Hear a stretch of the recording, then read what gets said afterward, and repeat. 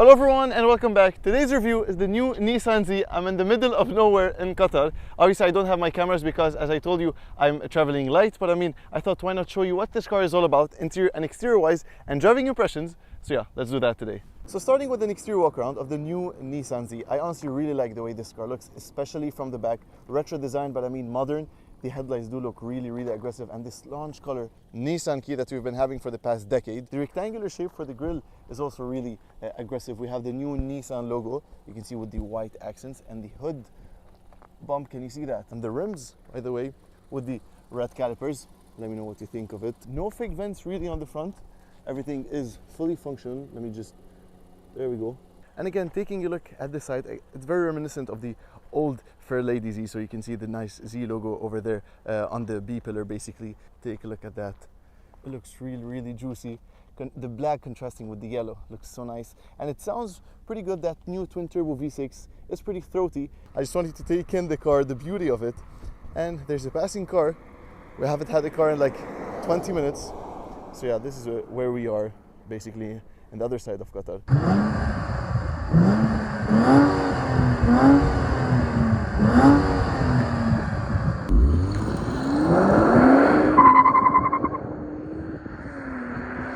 Alright, so switching to a wide view, this is the button for your keyless entry. Simply press it once to lock and unlock. And this is the new interior of the new Nissan Z. Seat adjustments are actually over here. Alright, so what's it like sitting inside the new Nissan Z? First of all, this beautiful steering wheel. I honestly love the design of it. Paddle shifters are aggressive. They're plastic, but they're nice to have behind the wheel. I love their design. On the left, you have controls for your multimedia, volume basically, scroll wheel, and then scrolling through the various modes over there that you want displayed on that screen, G-force, boost, whatever. And you obviously have the analog gauges on the top. Revving the car a bit, you're gonna see basically how everything is gonna show up. Pretty cool. And then on the right, you have cruise control stuff. Behind the steering wheel, as I mentioned, we have a digital display, again with more and more gauges. Change display view, normal. This is how you change the driving mode. Ooh, this looks nice. And then we can go on to enhance. All right, so it's not a fast system, and I don't like this display.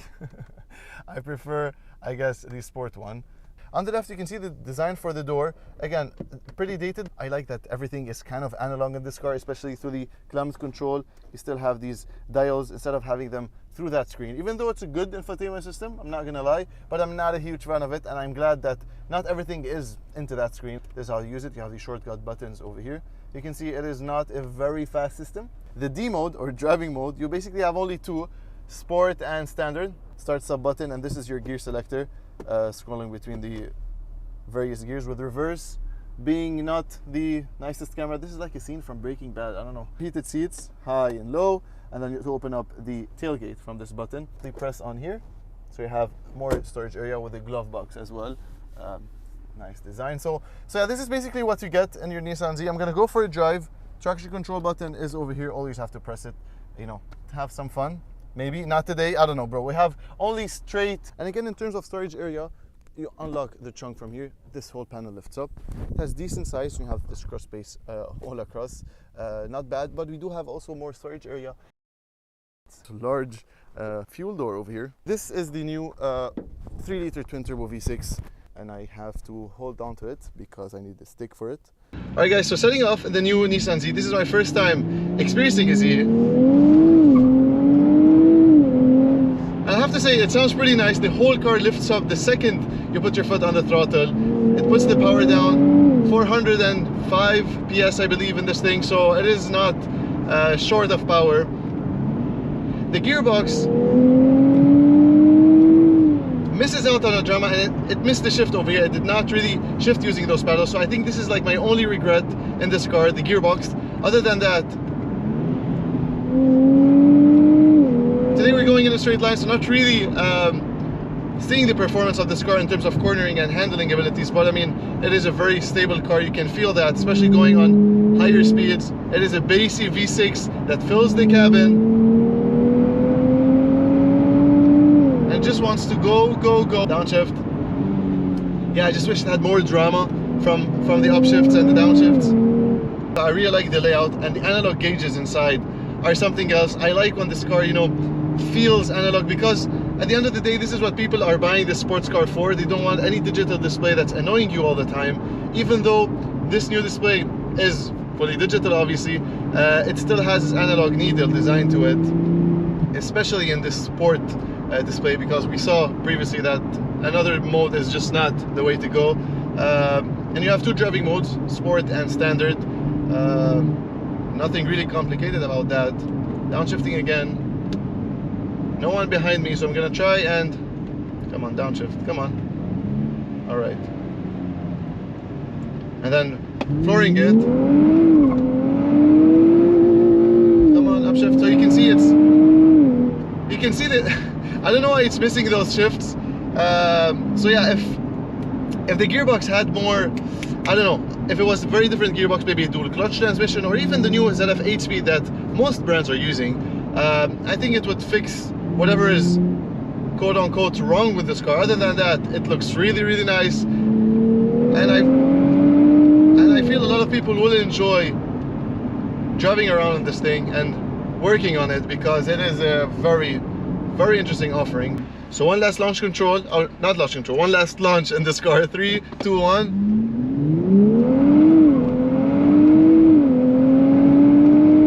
And there we go. There we go.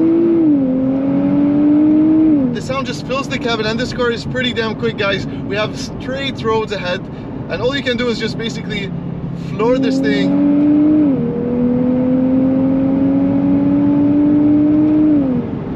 We did not go over 60 kilometers an hour. Alright guys, so since we have Karim with me today, so might as well ask the expert what he thinks of this car, because he's previously driven it and he told me a bit of, you know, feedback about this car. Karim, what's the one thing you love and hate about this car? Actually, what I love about this car is that still give you this what I call the analog feeling. Yep. Alright, it's a new car but still give you the same vibe, especially with the interior and plus the drivability. Yeah. Because you still feel the car is light. Usually new sports cars are all heavy now and everything, but it's very nimble. Yes. Okay, that's what I like, and it's still fun to drive. It's still like tail happy and everything. That's what you expect from a Nissan Z. Unfortunately, we can't really test it today because all we have is straight road. A straight road. Yeah. Maybe not hate, but I prefer that it should have been better. Yep. If they fitted like a proper sport gearbox, Yep. especially for automatic. Yeah. I prefer to drive these cars as manual, alright? Yeah. Because I love JDM cars to be manual, because this is what I know about JDM cars, you know, from the late 80s, let's say the early 90s. But other than that, the car still tick every box. It's a torquey car if you just accelerate. Compared from the previous model, the 3.7 liter engine, the natural aspirated, now it's fitted with the 3 liter twin turbo V6. You have like torque is crazy, you know, especially on the mid-range. Yeah. Right. Maybe on the high RPM, sometimes it run out of puff. So you see, on the between 4,500 to 5,500, this 1,000 rev, it's like. And I like the sound. It's screaming. It's bassy. Exactly. It fills the cabin. This car's gonna be tuned from all over the world. You know, like this car before it been to the production, you're already seeing aftermarket parts. You know, HKS, exhaust, ready, whatever you want to call it, air filters. So you think this justifies, or if you want to say it, it's fine if it's not as. If it has a bit of flaws, especially with the gearbox, because people are usually going to basically work on it, or not? Yeah, the thing is that most of the tuned car they might be manual. Yes. All right, but the auto can handle lots of power as well. Yes. All right. But we mentioned as well that the Nismo version, which is like the faster version, it doesn't come with a manual. Yeah, that's unfortunately. I don't know why they did it. Yeah. But they said that because there is a Sport Plus mode, so I don't know, it doesn't fit the gearbox and everything. But I think a manual gearbox should be done on that. Yeah. Thank you for this. No worries.